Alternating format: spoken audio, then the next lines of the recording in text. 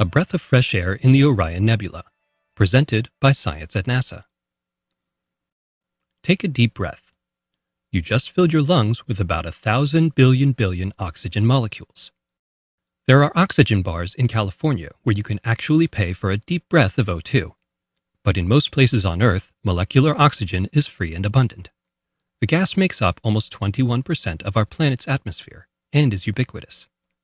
Astronomers have just announced the discovery of this same gas in outer space. Here on Earth, oxygen was discovered in the 1770s, says Paul Goldsmith of the Jet Propulsion Laboratory. Early chemists called it fire air because of its combustible properties, but it has taken us more than 230 years to finally say with certainty that this very simple molecule also exists in space. Goldsmith led a team of astronomers who used the European Space Agency's Herschel Space Telescope to search for signs of molecular oxygen in star-forming clouds.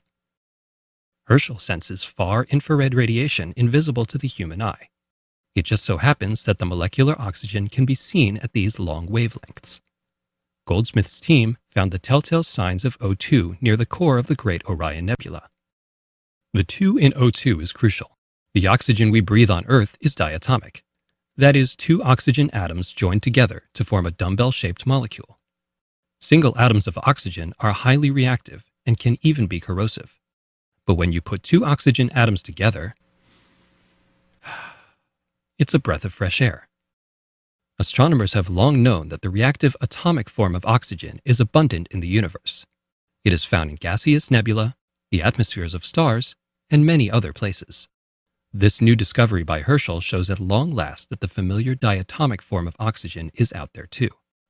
Curiously, the oxygen found by Goldsmith's team is not a free-floating gas.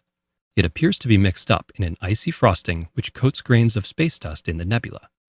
This explains where some of the oxygen might be hiding, says Goldsmith. But we didn't find large amounts of it, and still don't understand what is so special about the spots where we find it. The universe still holds many secrets. Star-forming clouds tend to be dusty places, so there could be lots more O2 hiding out there. Goldsmith says the team plans to continue their hunt for this familiar gas in other clouds beyond the Orion Nebula. Out there, he knows, is an elusive whiff of Earth among the stars.